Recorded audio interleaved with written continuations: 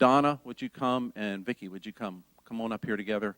Just 3 testimonies I want to share real briefly about what God's doing. Tim, if you would start off about what God put on your heart for your small group and joining another and just that whole vision. Would you share that with us? Sure. Our small group started back in the fall when we did the Rick Warren series, and about half of our group does not go to church on a regular basis. Some are in the process of becoming followers of Christ. So we have quite the mix, and we did the Rick Warren study, then we did the Steve Furtick study, we did Francis Chan's Crazy Love study, and we were praying, Leisha and I were praying, trying to figure out where do we go from here? I mean, this is quite the potpourri we've covered. And it's a little bit embarrassing, and I'm going to apologize to Larry ahead of time. We were at Sandy Cove at the international conference, and I was supposed to have been listening to him, and God was saying, hey.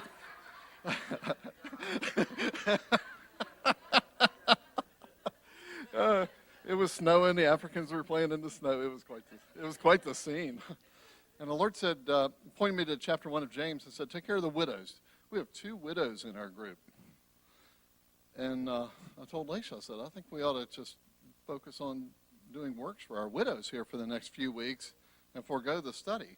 So we did that. We started with Joyce, and we went to her house. She said, this is great. I've needed someone to put down fertilizer in my yard and help me get up curtains. I've lived in my house a year, and I can't do these things myself. So we went over one evening, and we did that. We had a lot of fun. What I didn't expect, I expected her to be blessed. What I didn't expect is how our group would be blessed, and that it joined them together at a different level than it did in our living room, studying the Word and having prayer time. It was just different. So we had so much fun. I said, Chris, would you like to join us for our next widow? She needs help in her yard, and it's a really big yard, and we could use some help. And I want some of our people who don't go to church to meet some of the other people here. So when they do come, they'll feel more at home and feel like that they know some people. So we went to Kathy's, and we spent a Saturday morning spreading mulch, raking leaves, and doing all sorts of things. And Chris Osterblatt's group came out, and we just had a blast. And she was blessed. And again, everyone that was there was blessed. It was incredible to watch this go on. So so that's what we've done. And now we've gone into doing a Max Lucado study on grace. So so it all worked out, and we're happy. And my apologies. So I want to kind of segue from a discussion that took place on that work project, segue into what Donna's going to share, that the discussion that actually, what Donna's going to share actually took place at that work project between 2 different people. Donna? So during that work day at Kathy McHale's house, apparently, no, I was not there. I'm not in either group. If I had been, I would be there. So I just want to clarify that. So there was a discussion. One of the group members is a director within the Teen Challenge organization in the Shenandoah Valley Teen Challenge group. So she leads the women's portion of that. And she was talking about how when the young women come into the program, they often gain weight because they're eating healthy and they're not doing drugs. And so their clothes don't fit them any longer, and that's a real problem. And they also oftentimes don't have appropriate clothing. And they'll go around and speak and sing at different churches, and so they need proper clothing for that. So I think that during that work day, Chris Osterblatt actually said, well, maybe the Sisters in Arms could do a sort of clothing drive. And so Leisha had sent me an email asking if we'd be willing to do that. So I just kind of cut and pasted that and jazzed it up a little bit, sent it to Chris, and just asked him to send it to the ladies. And I got a response from one woman who said, oh, I just finished cleaning out my closet and I donated everything already.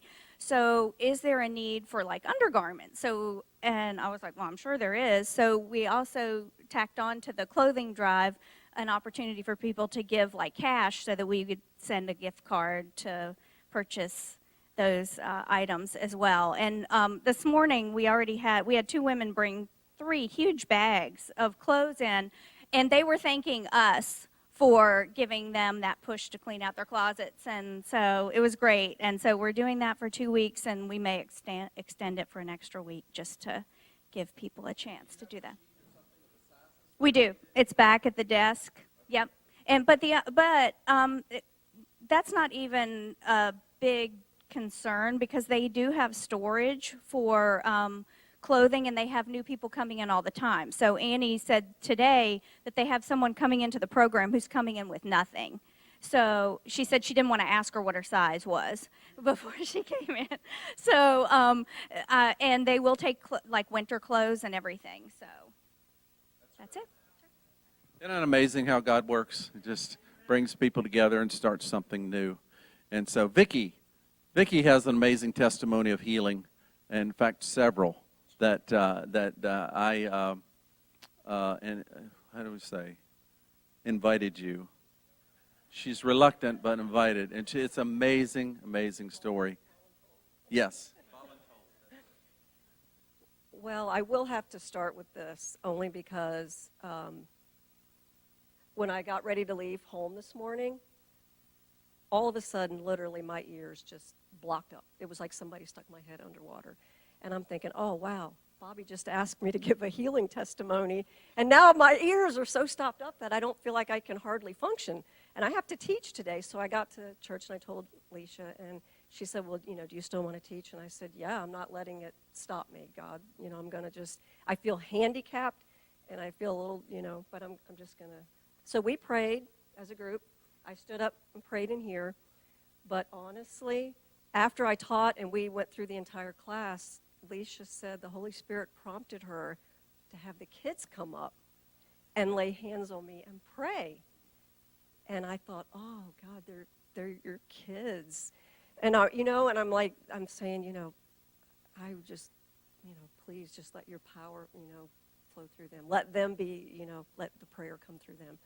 And their daughter, Alicia asked, who has the faith to pray for the healing? And their daughter was the first one to pray. And honestly, I'm not even kidding you. When she started praying, I could feel like cracking and popping in my ear. And I'm like, wow, something's happening, And then she finished, and then Lucas was going to pray. And I thought, wow, is there any, and he did it the same exact thing.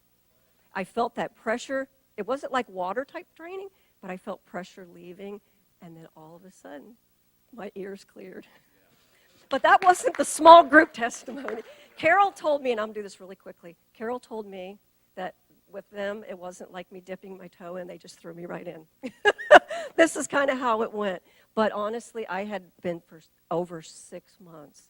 I had had a situation where I was waking up with like stomach pain every day.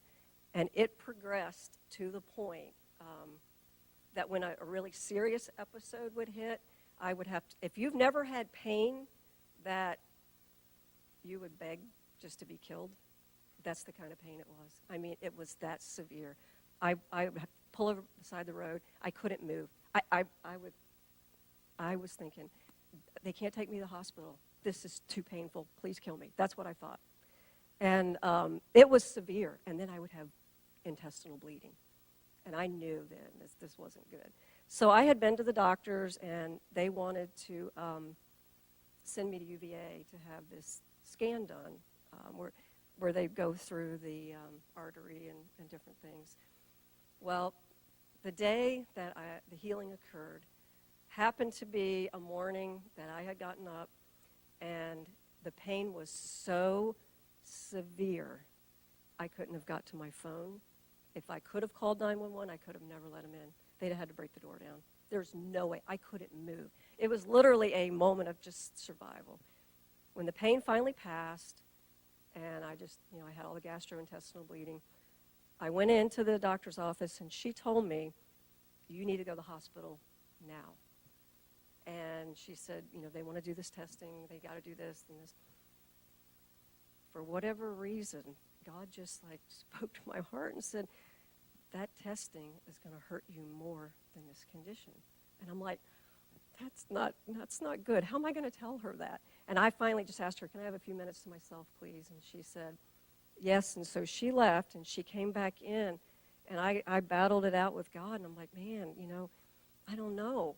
When she came back in, I told her, I said, I can't.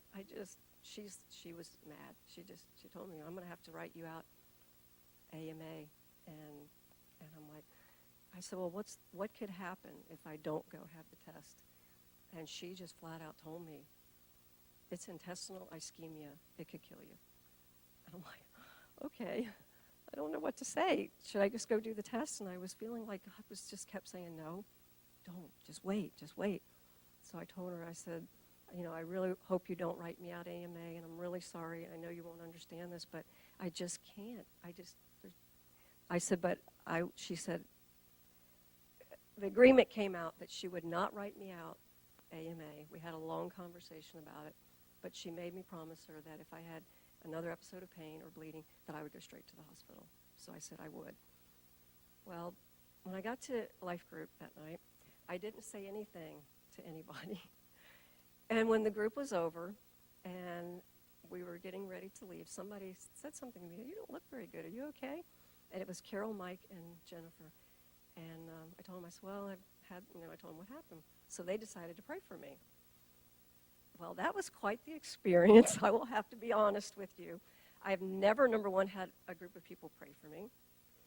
Number two, I've never heard anyone speak in tongues at that point. So almost like, whoa. I thought, when they started, my first thought was, where are the people that I knew? Who are these people? That's what I honestly thought. What did you do with the people I know? I mean, I did not know what was going on. It felt so surreal.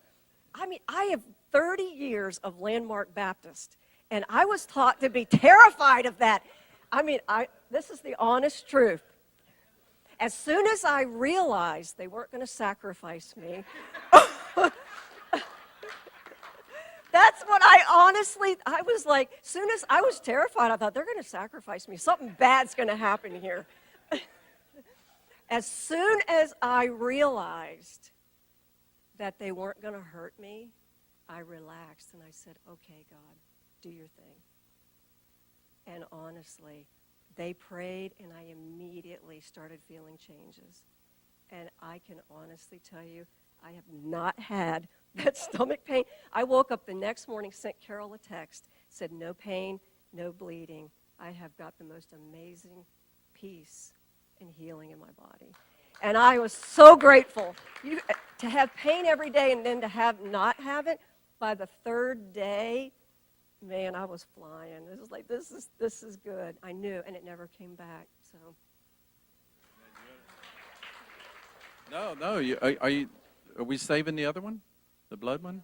The dream? Platelet one? Real quick. Come on, we got to do it all. I had a blood platelet disorder, which was another reason why the doctor was so concerned with my internal bleeding, because I only usually carry about 20% of the blood platelets everybody else carries. So if I have a bleeding episode, I can literally, I won't have the platelets to stop the bleeding. And I had lots of different people after that pray for me about that. But where the healing actually came from was an unexpected place. I had a dream one night, and in the dream, Jesus was there, and he asked me if I wanted to be healed. And I said, yeah. And he said, okay, I'm going to cover your blood with mine. And it was like he took his hand, and it was like this blood around his hand. And he literally, I could see inside my body where he ran that across every blood vessel in my body. It was just the craziest thing ever. And from that point, the fatigue, I used to have the most crazy fatigue with that. Sometimes I would literally crawl up the stairs because I was so fatigued. And the fatigue was gone, all the bruising and all of the symptoms of the ITP. That was a 20-year condition, so thank God. Amen. Awesome. Wow. Thank you, Vicki, for sharing that. That's very powerful. God's amazing, isn't he? All the different ways that he is. So what an encouragement. Thank you for Tim sharing, and Donna and Vicki for sharing that.